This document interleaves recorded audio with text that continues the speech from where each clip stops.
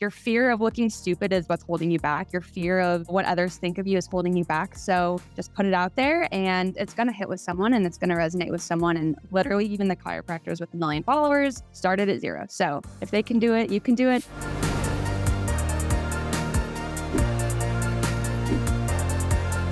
Hey, Smart Chiropractors. Welcome to Interviews by the Smart Chiropractor. I'm Dr. Jeff Langmaid here with my co-host, Dr. Jason Deitch. Today we have the opportunity to sit down and chat with Dr. Rachel Huston of the Body Lab in Lincoln, Nebraska. Rachel, thanks for coming on and chatting with us today. Thanks so much for having me. I'm excited to be here.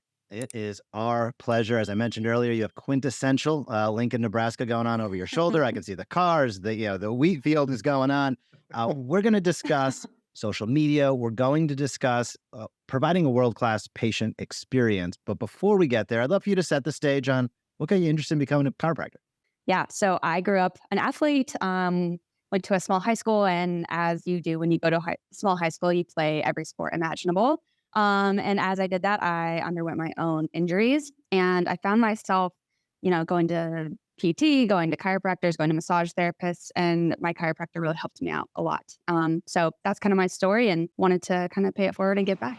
Hey, Doc, do you have an email list of 300, 500 or more? If so, please connect with our team at thesmartchiropractor.com. With Patient Pilot, we can activate that email list and start generating reactivations into your practice each and every week. To schedule a demo and learn more, head over to thesmartchiropractor.com. Again, that is thesmartchiropractor.com. But right now, we'll head back over into this awesome interview on Interviews by the Smart Chiropractor. Rachel, we've been checking out what you're up to, which is why we invited you to do this. You have a unique approach to sharing what you do. Your practice is called The Body Lab. It does not include the word chiropractic in the name, etc. Tell us about how you sort of decided to take that approach and what impact do you think it has on the people that come to see you, whether they do or don't know they're going to see a chiropractor, and what you might expect other chiropractors to wonder based on, having a name that doesn't include the word chiropractic in it. For sure. That was definitely a very, very intentional decision. I feel like, and maybe you guys have felt this too, I feel like in the world of chiropractic, there's becoming almost like two different fields almost. There's your more like old school traditional chiropractors, and then there's more evidence-based chiropractors or rehab-based chiropractors, kind of this like new school way of thinking and way of approaching it. And I know specifically in Lincoln, there's a ton of chiropractors. It's a very, very saturated market. And a lot of people that I came into contact with had bad experiences with chiropractors, or were tired of the old model, were tired of being on crazy long treatment plans, or getting feeling like they were being just run through a factory or run through a mill. And so I wanted this to not feel like your typical chiropractic visit. And I wanted to offer a more comprehensive approach. Obviously, as we know, the adjustment is an amazing and very effective tool. But I've also really done extensive training in dry needling and other soft tissue modalities, as well as the rehab component, and really wanted a space to kind of bring all of those elements together. I look back at my experience as a high school athlete, and like I said, I was going to a chiro and a PT and a massage therapist. And I'm like, what if we just brought all of the best elements of those to one place and in one appointment, and kind of merged all of those together so people could have a one-stop shop and not feel like they have to go to 3 or 4 different practitioners for the same issue. I like it. And a lot of what I see on your website, it's great aesthetics. The website looks great. The practice looks great. Clearly, you've done your due diligence. And building a practice is hard, right? It is not super easy. And so many young docs getting out there, they struggle to really get where they want to be and to build and grow. I'd love to know, as you look at your social media channels, your website, your positioning, how are you thinking about that and the impact it has on whether somebody chooses your practice or not? And what tips would you offer for some of the younger docs listening, or maybe even veteran docs who are looking to make a shift in their branding and things like that as time goes on? How are you considering that, and how important is that to your patient acquisition process?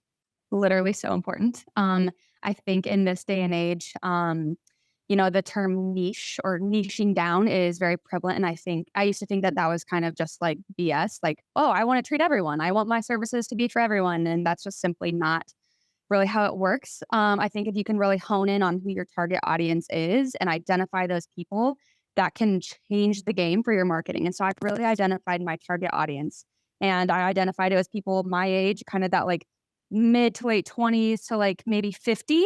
And I'm like, okay, where are they hanging out? Well, on Instagram and Facebook. And I really looked at, how do I consume Instagram? What do I look for when I'm trying a new place? And really just tried to look at it through that lens of, how do I consume things? And then how can I like reverse engineer that to be appealing to those types of people? I started the Body Lab in the middle of COVID in 2020. And so a lot of in-person things were just not happening. So my marketing plan was just like totally ripped to pieces as far as in-person things. So I really relied on Instagram and the website and trying to give people a glimpse into what it's like to experience the Body Lab, but through, those channels. So I think just thinking like, how can we stand out? What is my unique feeling or experience that I want to give people? And how can I simply communicate that through social media or the website? Well, let's go deeper on exactly that, Rachel. I know many chiropractors, when they hear any word that has anything to do with social media, Facebook, Instagram, whatever it may be, their brain tends to think that that means paid advertising with Oh deep yeah. discounts. I see that's not what you're doing. So can you go deeper? How are you using Instagram? And for those that are wondering, kind of, is it worth it? Putting Mhm. in the effort and energy to teach. And I'm looking, at your Instagram now. You're teaching about movement and motion and helping people understand how their body works, Mhm. so that they know when it doesn't work, that you're the ones who can help them get it back, Yeah. in shape, aligned, etc. How do you think about, and what do you do that you believe is most effective, that you think other chiropractors could learn from? Yeah. So I think a lot of people, their brain just like shuts off when they hear social media. It's time consuming. It's a game. No one wants to do it. And the way I look at it is it's here, whether we like it or not. So you can choose to just like not have anything to do with it, or you can choose to embrace it. Either is fine. But to me, I just see this as a huge tool. I mean, it's free, not really free. It's free to use. Um, and I look at it as like, how can I establish myself as the expert in my field and give away some information and some knowledge for free, but provide a ton of value for people and really just be authentic and like show my face and do the awkward, like talking to the camera. Sometimes people want to know that they're going to someone that they can trust. They want to know that they're talking to the expert. And I feel like that's accomplished by just being generous with your knowledge and putting that out there on the internet for people to consume, whether they become a patient or not. The amount of people that have ended up sharing videos, they've never become a patient themselves, but they've shared it with someone, and then that person ended up becoming a patient. And I mean, the reach is just truly remarkable how many people you can reach with your content if you are providing value and putting some thought into it and also having fun with it. I think that's important too, and to not just do it begrudgingly because it is such a great resource. So I've really just tried to embrace it and look at it that way. I love it. I have two questions in that vein, and they're kind of tied together, but a little bit separate. And one is, how would you advise, or what did you do to get started? Just getting started seems to be so hard. Right? It's a fear of being on camera, all of those items. How did you address that? And what's it like now? That's sort of one question. The other side is, people are like concerned about like growing an audience, right? And it's, there's a lot of like, wow, like we'll interview some chiropractors that have hundreds of thousands or millions of followers. And quite frankly, and I think, we all can look at this within our own circles of influence. And it's like, man, I wish I had more followers, right? Right. So, Right. how have you, I think you have great growth. It looks like the page is awesome, but everybody starts at zero. So what would you offer to those looking to get started? And how Mhm. have you thought and considered this yourself as you've gone through this journey of growth online and in public? Yeah, that's a great question. I live by the slogan launch now, adjust later. And I am admittedly a perfectionist, and I hate that about myself because I tend to wait till everything is perfect, just right to set it into motion. And that has held me back more than anything else in my life, probably. So I've really had to embrace this idea that like it doesn't have to be perfect. Everyone has to start somewhere. Just put it out there, adjust later. And you know what? Like no one is thinking about it as much as you are. Your fear of looking stupid is what's holding you back. Your fear of, what others think of you is holding you back. So just put it out there and it's going to hit with someone and it's going to resonate with someone. And literally, even the chiropractors with 1 million followers started at zero. So if they can do it, you can do it. And that's just how I try to look at it and, you know, not get too wrapped up in how others are perceiving it. That's fantastic. To again go deeper, I think this is a topic many chiropractors, we believe, should be learning. Whether they do or not, that's another story, but they should be. Yeah. Um, how do you think about content creation? And, you know, I know a lot of chiropractors are probably thinking similarly, but also wondering, okay, if I put in all this time, am I going to benefit? Is it, you know, is there an ROI? Are people going to come in? Am I going to get more new patients? So Right. how do you think about creating content? And what do you find to be most successful to help inspire people to want to come into your practice? Yeah. So I think really a big inspiration for my content is just what I see in my treatment room.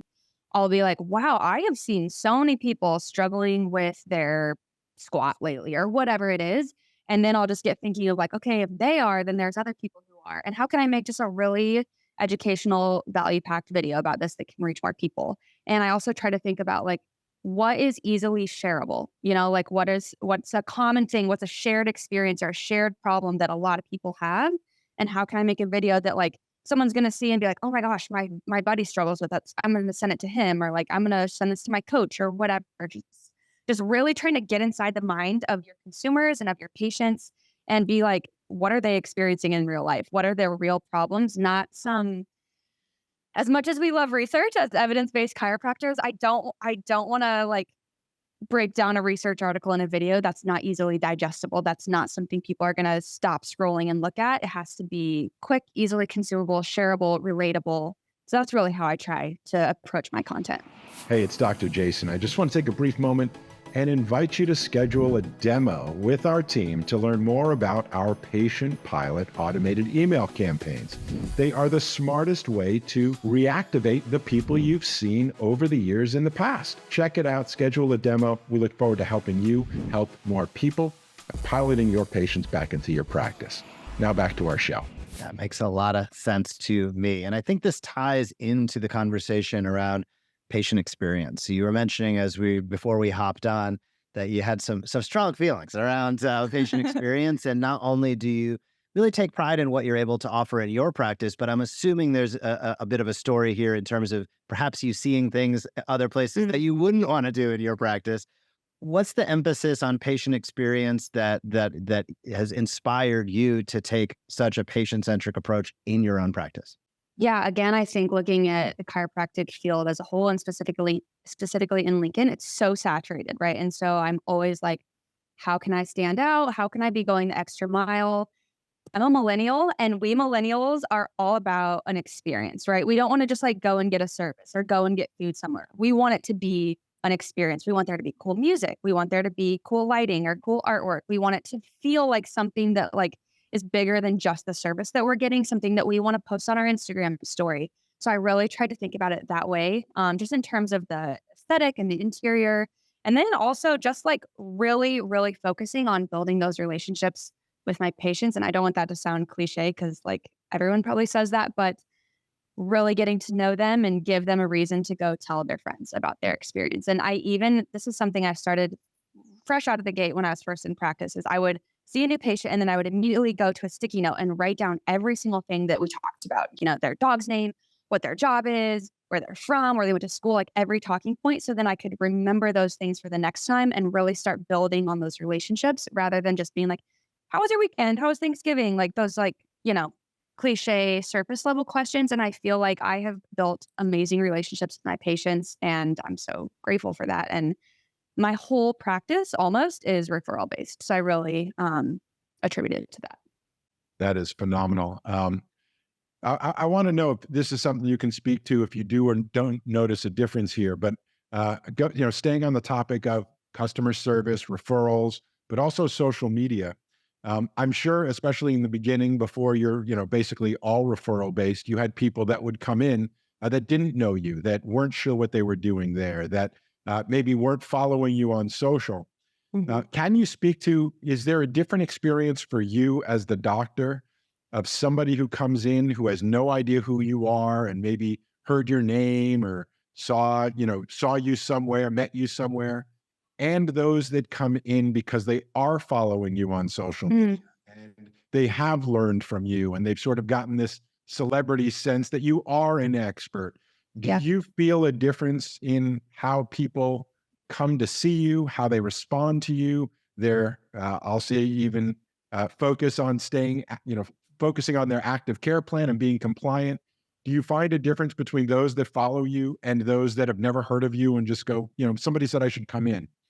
And I guess, therefore, again, sort of verifying and validating the value of the effort it takes to teach and invite consistently using social media, because it actually is in your best interest to do so. Yeah, absolutely. That's a great question. And yes, I notice a huge difference. Someone who has followed the Instagram, watched the videos, gotten a sense of what we're about, comes in with the expectation that this is a different chiropractic experience. We're going to have you moving. We're going to have you doing exercises. We're not just cracking your back and sending you on your way. Someone kind of gets a taste of what the experience is like if they're following along on social media, and also knows, some of the values that we preach, versus someone who maybe just saw the signage or saw a brochure and just randomly came in. They might be caught off guard, like, oh, I just wanted an adjustment, or like, oh, this is not what I expected. And I try to be really transparent with those patients too. Like, this might not be the best fit for you if that's what you're looking for, but let me show you, let me offer you what we do here and see if it's a good fit for you. And sometimes those patients are a better fit in other offices, and sometimes I end up converting them and they become believers of the Body Lab. But yes, to your point, social media kind of sets the stage for that expectation, and just giving them a heads up of the experience that they're going to get. What's next? What are you looking to do? It seems like the practice is certainly growing. You got a beautiful location. You're building that audience online. What are you looking forward to as we enter this next year? What are some maybe goals that you have? Yeah, so my big dream is a second location. Lincoln isn't that big, but it's big enough to where there's definitely room for a second location. And I find the biggest obstacle to that is just finding the right people, finding like-minded chiropractors who want to practice in an evidence-based way and in a rehab-based way, but are also really, really relationship-oriented and focused on that patient experience piece. That's probably been the biggest obstacle that I've had. So I'm just being patient and just really taking my time looking for those people. But yeah, second location and even multiple locations in the future is definitely on the radar. That is awesome. Well, we will continue to follow along for sure. We'd love to have you back as you build those second, third locations and more. That would be awesome. Everybody listening and watching, we are going to drop links to the Body Lab down below. So be sure to click the link, follow. You can connect with Rachel that way. Rachel, thank you so much for taking time out of your day. I know you have a patient coming in a few minutes. We really appreciate you sharing today. It's been awesome to get to know you. And thanks for your time. Thank you guys so much. This was so fun. You guys are great. I appreciate the opportunity. Thank you so much for watching this video on The Smart Chiropractor. To not miss a single thing that's clinically oriented, marketing oriented, or more, be sure to subscribe to our YouTube channel today.